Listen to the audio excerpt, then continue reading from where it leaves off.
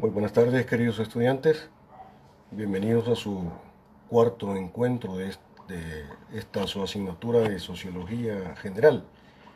El día de hoy vamos a finalizar con el tema que venimos tratando, el cual es el problema de la objetividad en las ciencias sociales. Ya establecimos que la cuestión del problema de la objetividad se da en el marco de la correlación que se establece entre un sujeto que vive en una sociedad determinada, el cual sujeto, ¿verdad?, pretende justamente conocer la realidad en la cual él vive. Recordemos nosotros que el objeto de estudio de la sociología pues son los fenómenos sociales. Entonces, se trata de un objeto que vive en un ordenamiento social que le está dado, que está ahí, el cual decíamos nosotros que tiene fuerza de imposición y por lo tanto, visto el asunto desde el punto de vista, desde la perspectiva de la fuerza de imposición del sistema sobre el sujeto, ya está claro, a esta altura debe estar claro ya que ese sujeto que pretende conocer la realidad, pues realmente no es sujeto, sino que es objeto.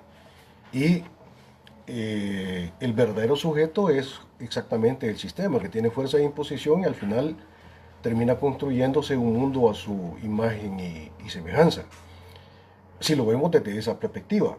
Pero también hemos dicho que, si bien es cierto que hay objetividad en el sentido de que es real, si hay objetividad por el lado de la fuerza de imposición del sistema, también hay objetividad en el sentido de que es real, también la praxis, la acción humana, ¿sí?, de los sujetos con conciencia de clase que viven en la sociedad y desarrollan una práctica social, ¿verdad?, para construir la realidad en la cual viven, pero para construirla de manera crítica y de manera transformativa. Y la práctica de los sujetos con conciencia de clase también es objetiva, es decir, es real. Entonces, hay objetividad por el lado del sujeto y hay objetividad por el lado del objeto, por el lado de la realidad en la cual vive este sujeto social que pretende conocer la realidad. En ese mismo sentido, para hablar digamos, con claridad, el problema, para dar una visión sintética de en qué consiste el problema de la objetividad en el campo de las ciencias sociales se podría definir sintéticamente de esta manera. El problema consiste, el problema de la objetividad en las ciencias del campo de las ciencias sociales, por supuesto de la sociología como parte de las ciencias sociales. El problema consiste en que el sujeto que pretende conocer la realidad dada, ¿verdad?, de la realidad capitalista, en tanto que es exactamente la realidad dada, este sujeto igualmente puede ser transformado por la sociedad que pretende conocer. ¿Sí?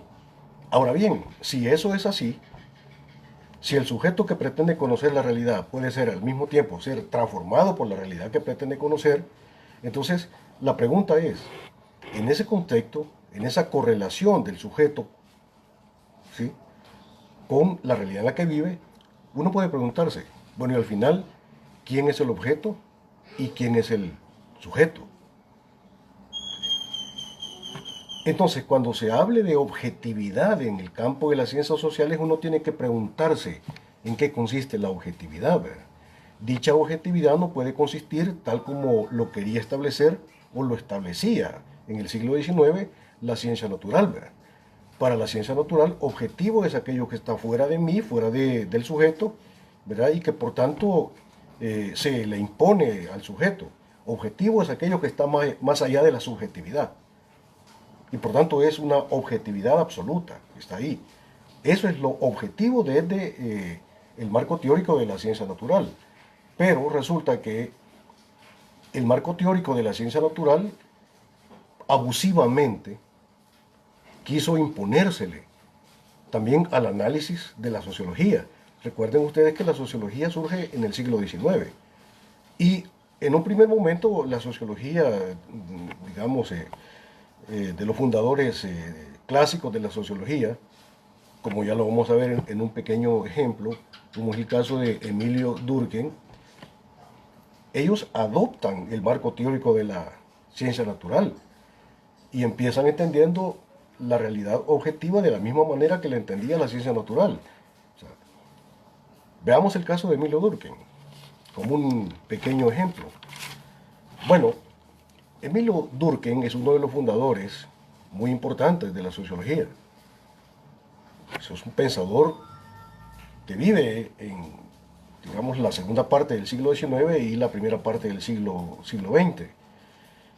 Y para Emilio Durkheim, ¿verdad?, el objeto de la sociología, aquello de lo que debe tratar la sociología como ciencia naciente, ciencia de la sociedad, aquello de lo que debe tratar el objeto de la sociología, entonces, son los hechos sociales. Decía Emilio Durkheim que la sociología tiene que estudiar o debería estudiar los hechos sociales. Ahora bien, para Emilio Durkheim, ¿qué es un hecho social? Bueno, voy a citar las palabras de Emilio Durkheim. Decía Emilio Durkheim que un hecho social es toda manera de hacer, fijada o no, susceptible de ejercer sobre el individuo una coacción exterior. Son palabras de Emilio Durkheim. Emilio Durkheim define de esta manera, que estoy citando, lo que son los hechos sociales, los cuales hechos sociales son el objeto de estudio de la sociología, de acuerdo con este fundador clásico de la sociología como ciencia en el siglo XIX. Repito, los hechos sociales, ¿verdad?, o un hecho social es toda manera de hacer, fijada o no, susceptible de ejercer sobre el individuo una coacción exterior. Entonces, para Emilio Durkheim, el fundamento de los hechos sociales es la fuerza coactiva, la fuerza de imposición del sistema, de la realidad dada, sobre el sujeto individual, ¿sí? De tal manera que el carácter social de la praxis se constituye a partir del orden dado. Es el orden dado con sus leyes, sus fines, sus propósitos, su sistema de intereses. Es el orden dado el que va a establecer el carácter de hecho social de la praxis. Y para Emilio Durkheim, pues eso es el objeto de estudio de la sociología. Ahora bien, ¿cuáles son las consecuencias de entender el objeto de estudio de la sociología como lo plantea Emilio Durkheim? Las consecuencias son varias. En primer lugar, para Emilio Durkheim, hay que entender que para su concepción de la realidad, objetivo es aquello que está más allá de la subjetividad y por tanto se le impone el sujeto. Y en ese sentido, en la visión de Emilio Durkheim, el verdadero sujeto sigue siendo el sistema. Los hechos sociales, en la mentalidad de Durkheim, la mentalidad durkheimiana, los hechos sociales están más allá o están separados de la acción subjetiva de la praxis. Están más allá del sujeto. Sí. Primero, no es el sujeto el que crea la sociedad, sino que es exactamente al revés. Es la sociedad dada, establecida, la que constituye socialmente al hombre. Vivir en sociedad entonces significa seguir las pautas, seguir las leyes, seguir, ¿verdad?, de una forma adaptativa lo que ya está determinado por la racionalidad de la sociedad establecida. Seguir su propósito, su sistema de intereses, el así se hacen las cosas, el así se debe hacer las cosas, seguir la ética del sistema.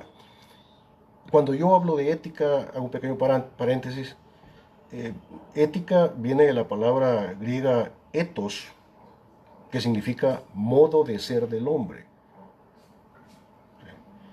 Eso es la ética, el modo de ser del hombre o el carácter humano del vivir del hombre. En la visión durkheimiana, el carácter humano del vivir del sujeto está establecido por la fuerza de imposición del sistema. ¿Sí? Una acción humana es ética si sigue el orden establecido de una forma adaptativa. ¿De acuerdo? Entonces, en la visión de Emilio Durkheim de lo que es la sociología, de lo que es el objeto de estudio de la sociología, ¿sí?, lo éticamente aceptable es aquello que está determinado como socialmente aceptable por el sistema. Voy a poner un pequeño ejemplo, ya no del siglo XIX, sino del día de hoy. Los contadores públicos saben que hay un código de ética.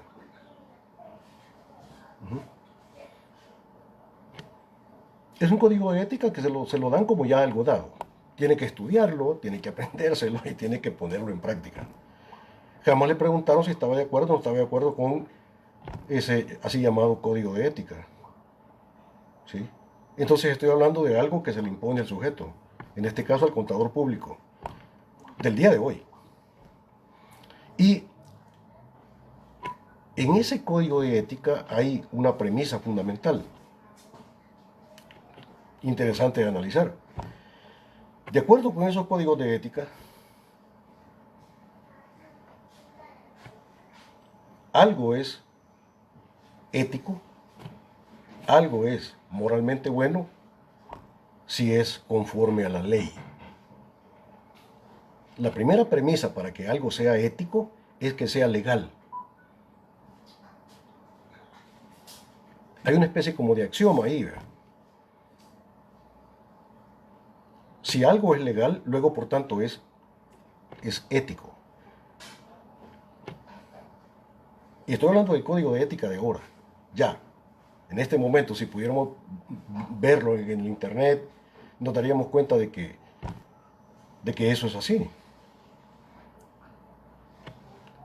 Para los códigos de ética de los contadores públicos de ahora, del día de hoy, de esta época, para esos códigos de ética, el fundamento de la ética es la legalidad. Dan por hecho de que si algo es ético, es legal, luego por tanto también es ético.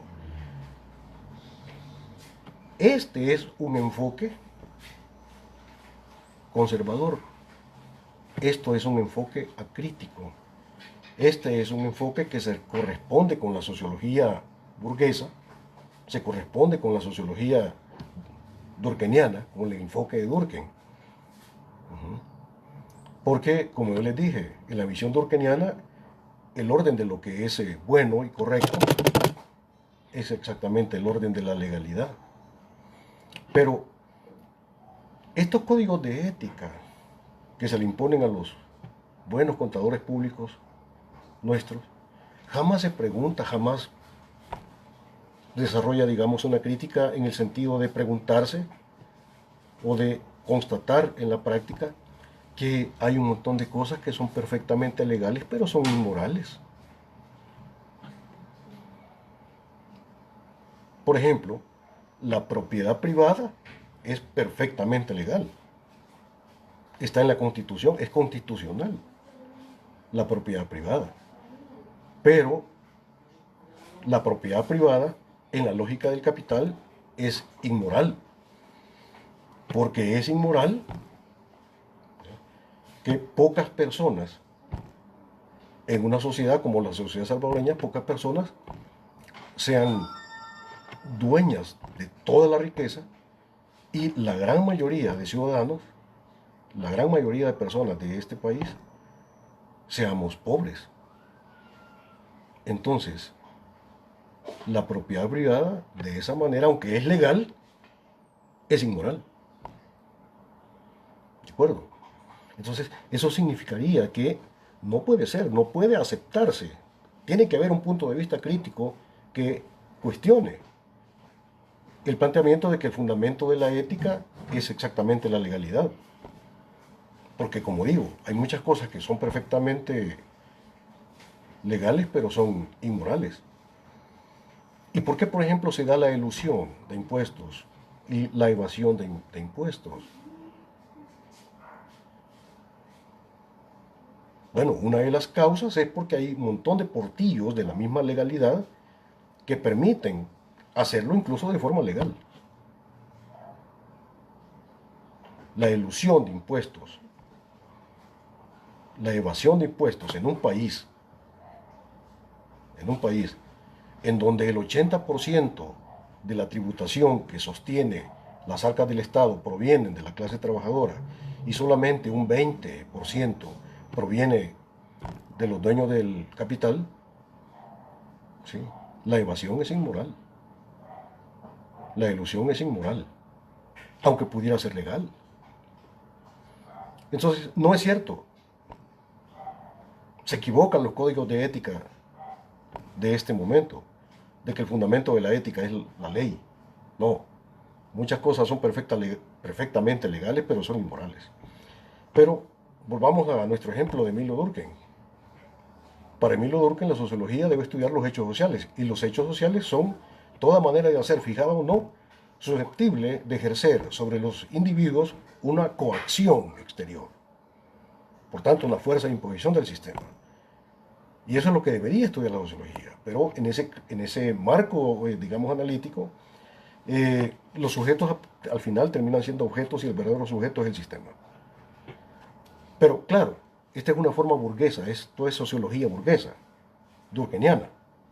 Pero hay muchos sociólogos en este momento que exactamente son durkheimianos, preconizan una visión acrítica de la realidad.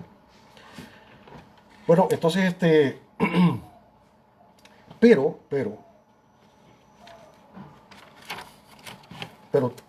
como ya más o menos lo anuncié en la sesión anterior, también hay sociología crítica. Sí, también hay sociología crítica.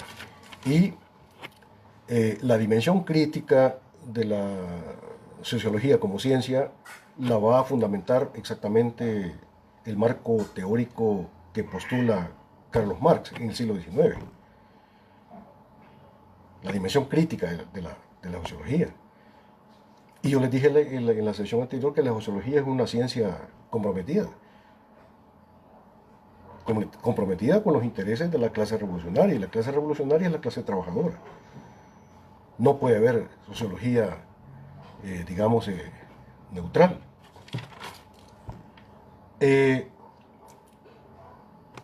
Pero uno puede preguntarse más a profundidad, uno podría preguntarse exactamente en qué consiste el carácter burgués del análisis social. ¿Por qué un análisis social es burgués? Hay que saber responder también a esa pregunta. Ahora bien, ¿qué es aquello que hace que el análisis social sea burgués?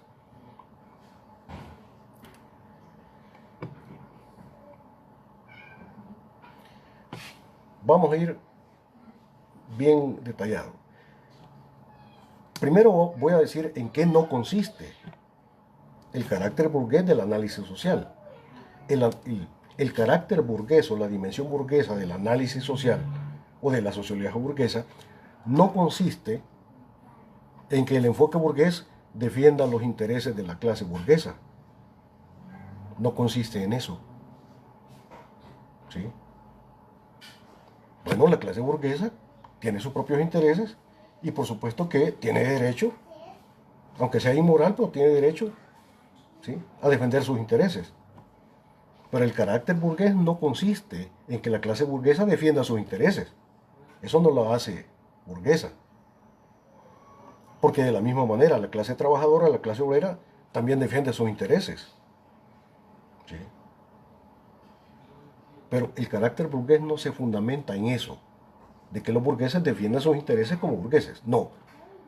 Consiste básicamente en dos cosas. El carácter burgués del análisis de la clase dominante y de la sociología burguesa, el carácter burgués se fundamenta en estas dos cosas.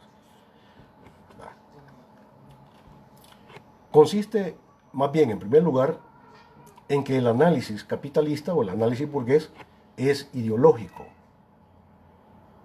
porque necesariamente tiene que mentir, tiene que ocultar el fundamento tiene que aceptar que el fundamento de su riqueza es la explotación económica y la dominación cultural y política sobre la clase trabajadora. ¿Sí?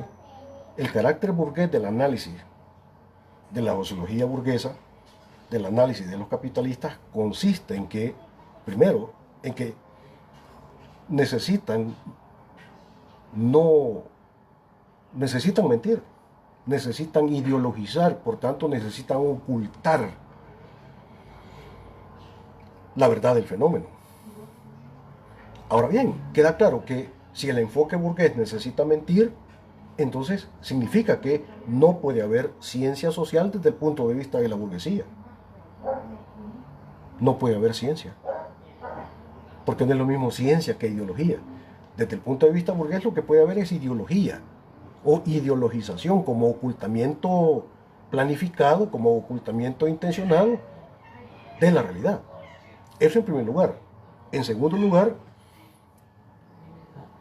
¿verdad? Porque el enfoque burgués deshistoriza en el sentido de que propone que el capitalismo está más allá de la praxis, que es eterno. Proponen teóricamente o están obligados a proponer la idea de que el capitalismo es perfecto y que por lo tanto no hay cambio social posible y que por tanto el capitalismo es una especie de destino. Y eso es deshistorizar en el sentido de quitarle el carácter histórico al sistema capitalista.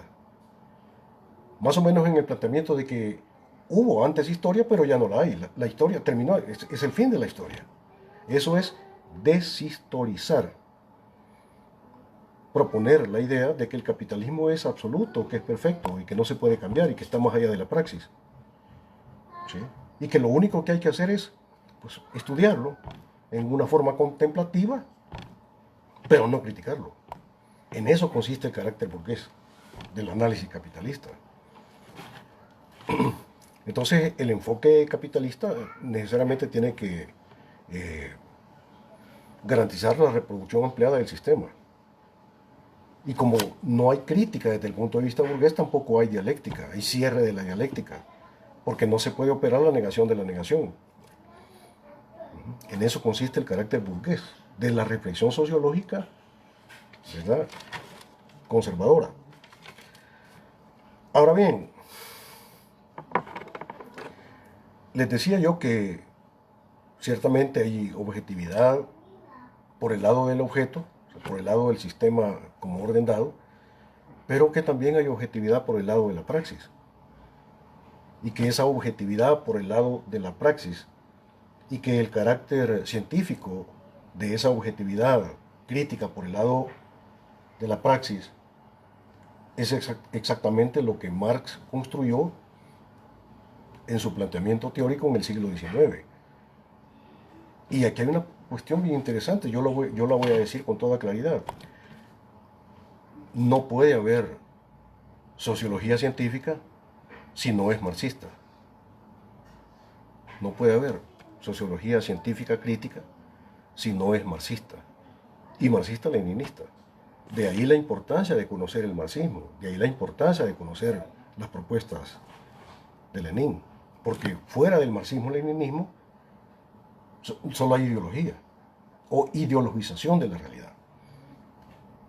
Pero claro, los sociólogos burgueses pretenden hacer ciencia social sin conocer a Marx. Por eso es que caen en visiones de tipo ideológica. Bueno, entonces puede haber, digamos, objetividad también por el lado de la praxis.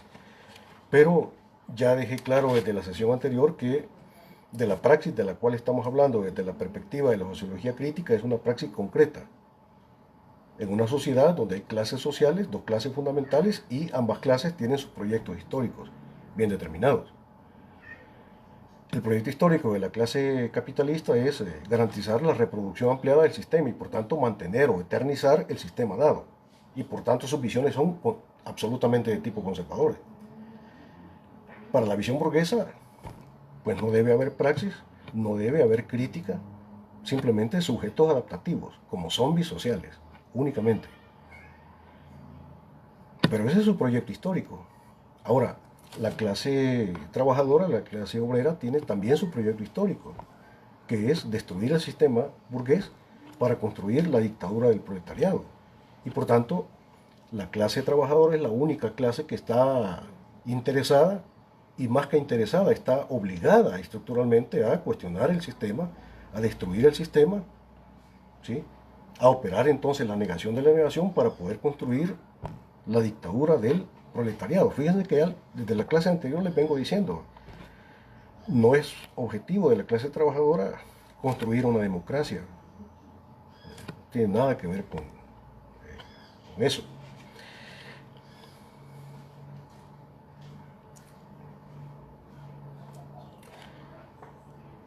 He hablado yo de la cuestión de operar la negación de la negación. Pero yo quisiera que, porque eso se dice rápido, ¿verdad? Se dice rápido, pero vamos a tratar de profundizar un poco en eso, tratando de ver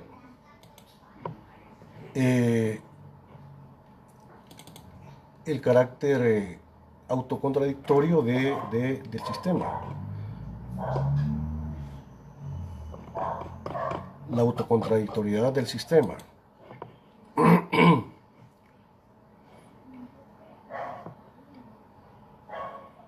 Es importante la cuestión de la autocontradictoriedad para ver el carácter dialéctico del fenómeno. Voy a levantarme un poco para ver, no sé si logran ver, quisiera que me reportaran si se puede ver la pizarra o no. Necesito saber un poco eso. Me reportan por favor si están viendo la pizarra, se puede leer. Bueno, no veo ningún reporte, mejor lo voy a hacer así.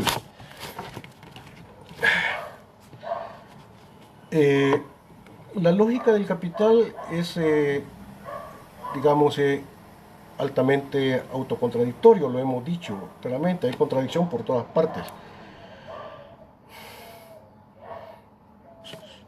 Hay deshumanización de la fuerza de trabajo, ¿sí? Hay contradicción entre la creación de un mundo de riqueza y una población pobre. Hay perversión del trabajo. Hay perversión del trabajo porque el trabajo es un tipo de praxis que debería servir para humanizar al hombre. El trabajo debería ser un fundamento de disfrute, un fundamento de humanización. Pero en la lógica del capital, el trabajo se convierte en algo no deseado. El trabajo, en la lógica del capital, se convierte en una fuente de sufrimiento para la fuerza de trabajo. Ahí hay una perversión del trabajo como un tipo de praxis humana que debería servir para la humanización del hombre, pero en el capitalismo es fuente de sufrimiento. ¿De acuerdo? Normalmente las personas experimentamos el trabajo como algo no agradable, como algo, bueno, pues que hay que hacer porque tenemos que ganar un salario para poder mantener nuestras familias. Hay prevención del trabajo, hay perversión de la fuerza de trabajo, pero también hay perversión del capitalista. El capitalista como persona también es un ser pervertido porque se convierte en una especie de monstruo social que vive a partir de la explotación de sus semejantes. Y en ese sentido también el capitalista, como capitalista, es un ser pervertido. Y como ser pervertido, él también tiene que ser liberado. O sea, la lucha de la clase trabajadora no es solamente una lucha por liberarse o por liberar su clase, sino que también es una lucha que va a liberar incluso al burgués de su existencia pervertida. En la lógica del capital, la ciencia, que debería ser un tipo de praxis buena para el conocimiento de la realidad y para que ese conocimiento de la realidad pueda servir para humanizar la naturaleza y humanizar la sociedad y humanizarnos nosotros mismos, En manos de la lógica del capital, la ciencia se convierte en algo malo, en algo que sirve para la explotación de la fuerza de trabajo.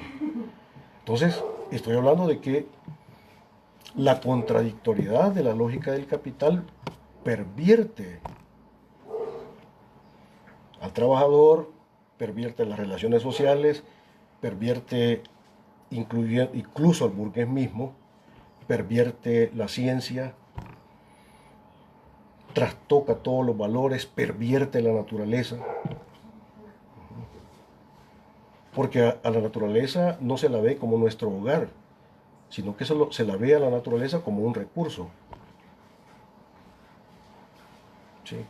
La cual hay que utilizar para los procesos de producción de capital. Y ahí tenemos todo el tema ecológico.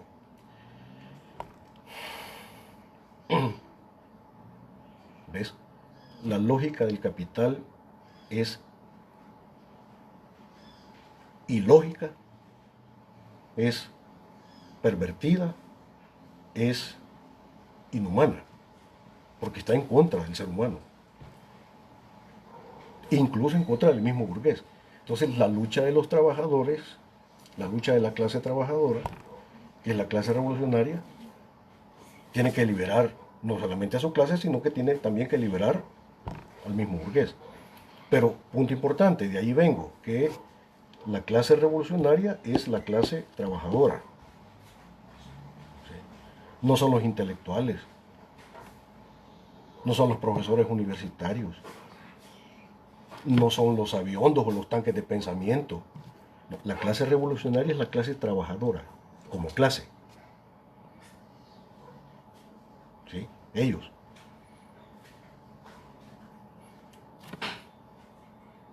Digo, dentro del capitalismo hay dos clases sociales, los capitalistas, la clase trabajadora.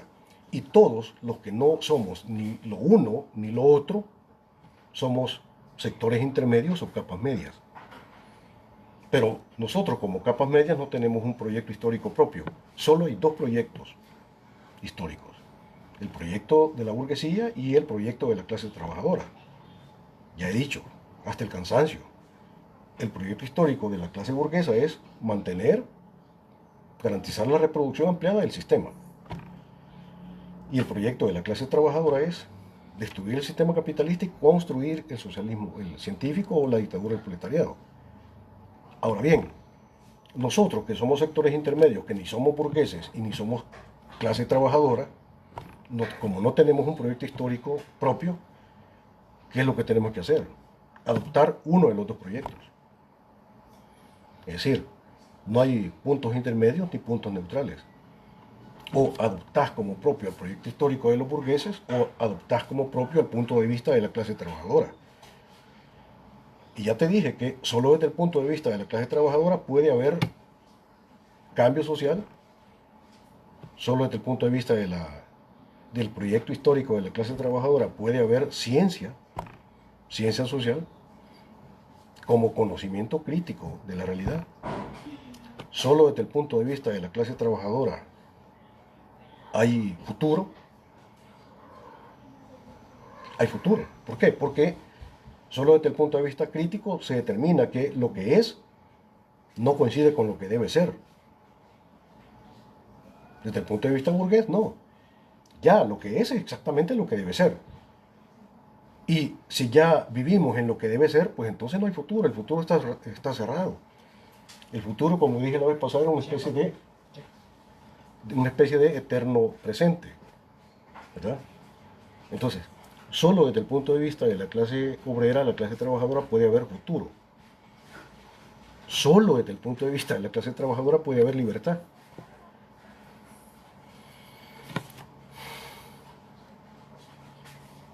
Desde el punto de vista de la clase burguesa, cuyo objetivo estratégico es mantener y perpetuar el sistema, no puede haber libertad si no es, por ejemplo, el concepto de libertad de Jorge Guillermo Federico Hegel. Para Hegel, como lo vimos en filosofía, Para Hegel, la libertad es la conciencia de la necesidad. Para Hegel, Jorge Guillermo Federico Hegel, la libertad es la conciencia de la necesidad. Y por lo tanto, libre es aquel que sabe de antemano lo que de todas maneras va a pasar. Y la libertad únicamente consiste en saber de antemano lo que de todas maneras va a pasar. Eso es la libertad, la mera conciencia de la necesidad. ¿Puedes transformar la realidad? No, solo puedes saber la realidad porque la realidad se te va a presentar como una especie de destino. El sistema es un destino que no puedes transformar. Y entonces lo único que te queda es conocerlo, como hace la sociología burguesa, como hace la economía burguesa, que a lo único que llegan es a conocer la lógica del capital en el sentido de determinar cuáles son sus leyes. Y aún en eso se equivocan. Pero no hay crítica. La libertad únicamente va a consistir en eso, en la mera conciencia de la necesidad. Y repito, en esa idea de libertad, libre es aquel que sabe de antemano lo que de todas maneras va a pasar, pero no puede transformar. Ahora bien, pero esa es la perspectiva burguesa. La libertad que pretende la clase trabajadora en su proyecto histórico se parece más a lo que el padre Ignacio Ellacuría definía como libertad. Para el padre Ellacuría, mi maestro, la libertad es la posibilidad real de optar realmente entre opciones reales. La libertad es la posibilidad real de optar realmente entre opciones reales. Pero la libertad implica un poder de opción del sujeto. El hombre puede preferir entre posibles. Y estos posibles pueden presentársele al sujeto como posibles dados que ya están ahí. Y hay que optar, digamos, o elegir entre las posibilidades que ya están allí, que es una forma de opción, pero también está la otra dinámica de construcción de posibilidades. Hay cosas que no son posibles, pero hay que hacer que sean posibles. Si no son posibles ahora, pues hay que buscar la manera de cómo las posibilitamos, de cómo las hacemos posibles. Hay un proceso, por tanto, de posibilitación de las opciones del ser humano. Y la clase trabajadora sabe eso. Por ejemplo, en este momento, la lucha crítica de los trabajadores, la lucha reivindicativa de los trabajadores, sabe que el campo de la práctica revolucionaria es un campo muy estrecho, muy cerrado, que muchas cosas no son posibles en este momento. Y por eso la lucha de los trabajadores, se constriñe, se limita a un campo meramente reivindicativo.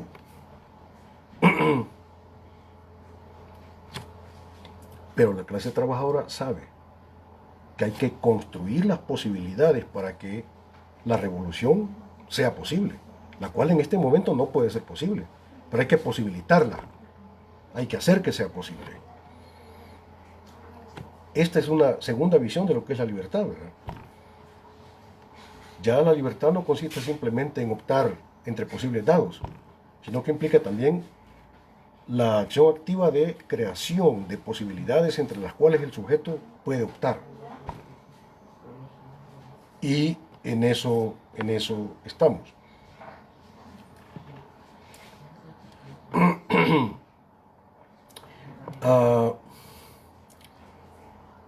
Quisiera yo un poco cerrar la sesión de hoy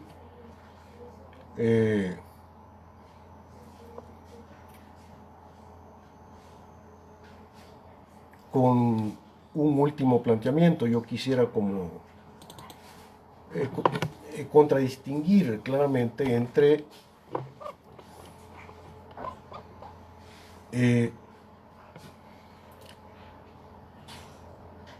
¿Cuál es el fundamento del pensamiento científico de la ciencia natural e incluso el fundamento pretendidamente científico de la sociología burguesa? ¿Y en qué consiste la cientificidad, lo propio de la ciencia social crítica, de la sociología como sociología crítica de los fenómenos sociales? Para eso yo quisiera compartir lo siguiente, y con esto voy a cerrar el día de hoy, para abrir de una vez el tema de la próxima sesión del día lunes. Quiero poner a su consideración lo siguiente. En el campo de la racionalidad científica en general, una proposición es falsa si la objetividad del fenómeno considerado no se corresponde con la configuración teórica que el sujeto, siempre concreto, es decir, social e históricamente condicionado, se construye de ese fenómeno, el cual fenómeno es igualmente concreto. ¿Sí? En pocas palabras, algo es falso si no hay correspondencia entre lo que la realidad es y lo que yo creo que es. Es lo que le pasa al pobre cipote, ¿verdad? Cuando el pobre cipote se le declara a la muchacha y entonces la muchacha pues le dice que no, ¿verdad?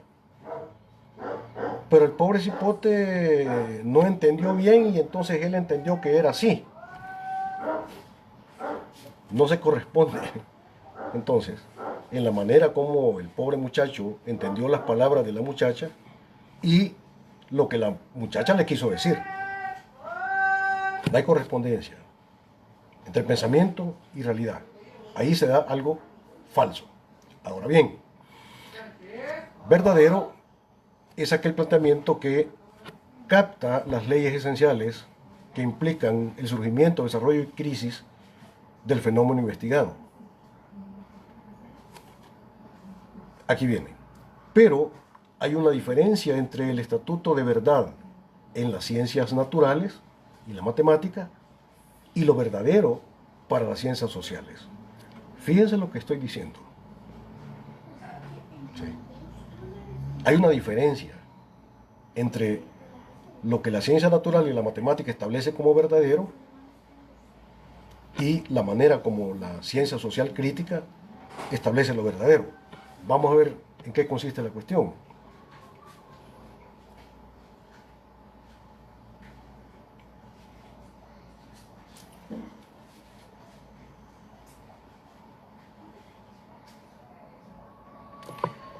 En las ciencias naturales y la matemática, para que una proposición sea científica, la primera premisa es de que esa proposición, ese planteamiento, la primera premisa es de que sea una premisa verdadera. Es decir, en la ciencia natural y en la matemática, para que un planteamiento sea científico, pues basta que ese planteamiento sea verdadero. Y ya, si es verdadero, luego por tanto, pues es científico. Pero eso es en el campo de la matemática y en la ciencia natural. Las cosas se complican un poco más en el campo de la ciencia social.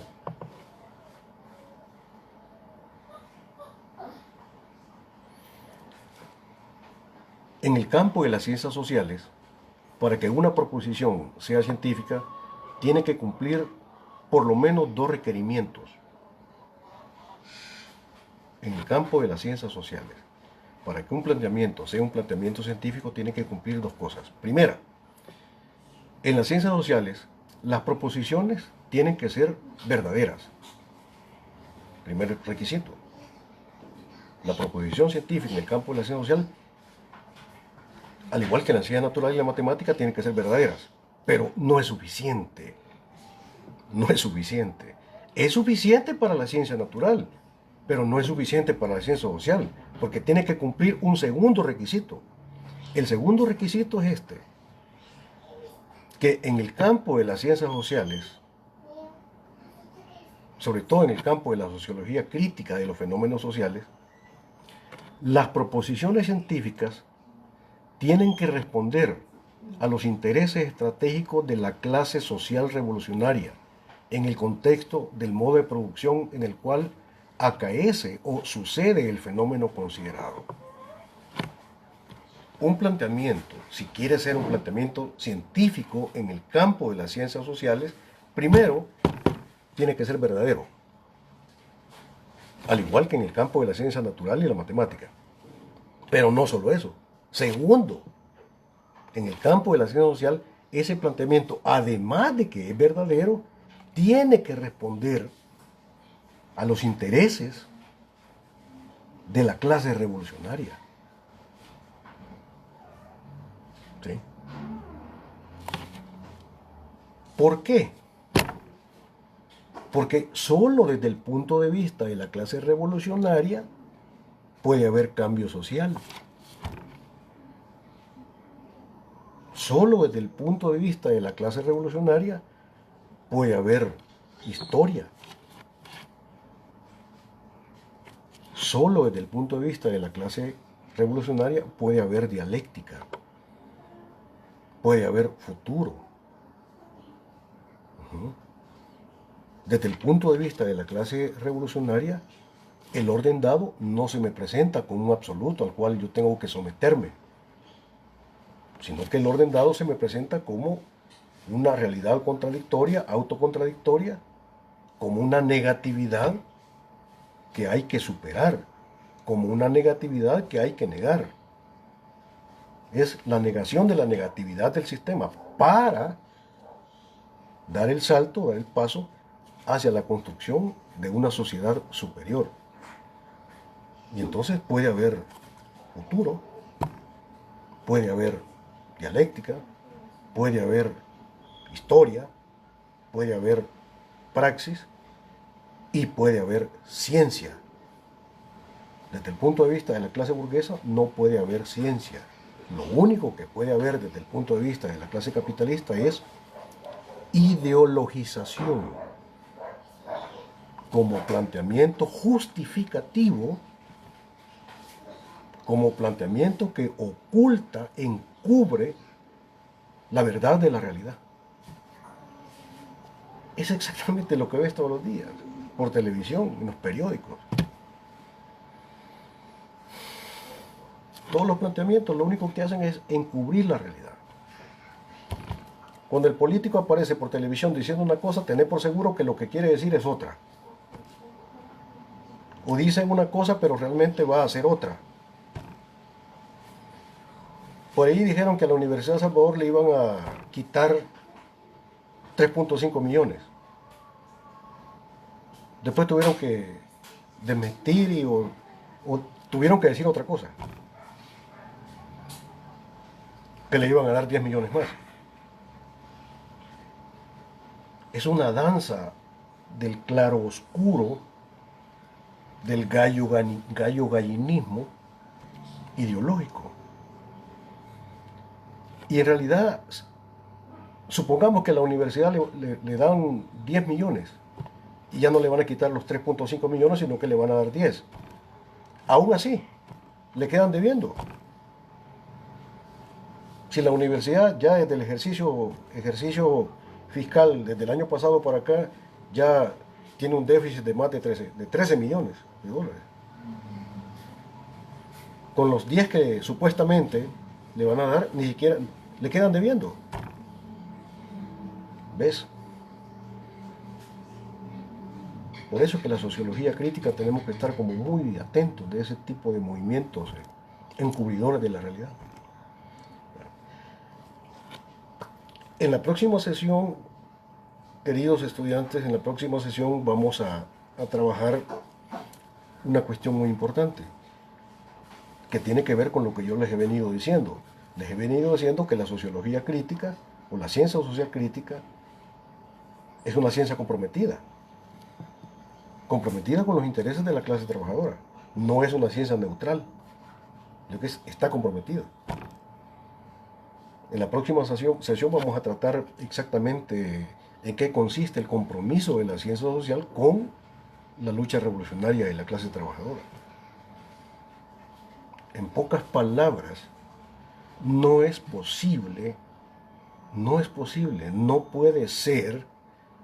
No puede haber un sociólogo, no puede haber un pensador social, no puede haber un hombre de las ciencias sociales que no esté comprometido con la clase trabajadora. Que no puede haber un cientista social al margen de la lucha de los trabajadores. No puede haber. Ese sería como un contrasentido. No puede haber un sociólogo, un profesional de las ciencias sociales que no esté organizado con la clase revolucionaria. No puede ser. Si te encontrás por ahí algún sociólogo o algún profesor de ciencias sociales, pregúntale, mire, ¿y usted a qué organización social pertenece? ¿A qué organización de la clase trabajadora pertenece? ¿Con qué sindicato organizado? Y si este pobre sujeto te dice, no, es que fíjese que yo no, ¿verdad? Yo solamente soy un profesor universitario neutral, ya se fregó. Ya se fregó.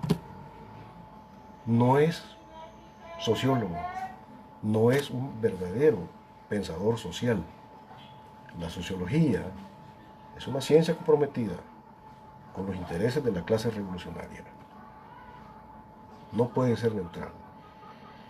Exactamente eso es lo que vamos a tratar en la próxima sesión de clase. Por el día de hoy yo agradezco su atención, agradezco su amabilidad y nos veríamos el día lunes a las 3 de la tarde.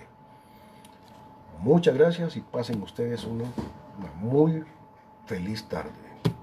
Gracias.